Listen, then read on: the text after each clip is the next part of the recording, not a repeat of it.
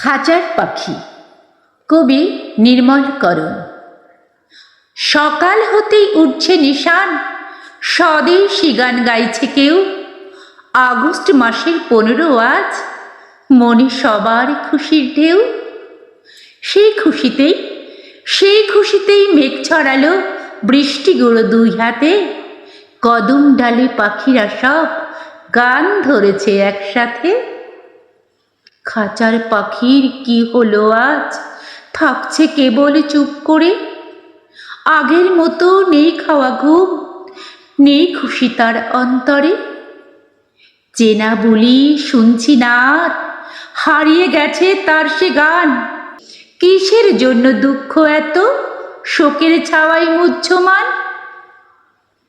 পাখির কাছে বসে গিয়ে জানতে মনের বিপর্যয়।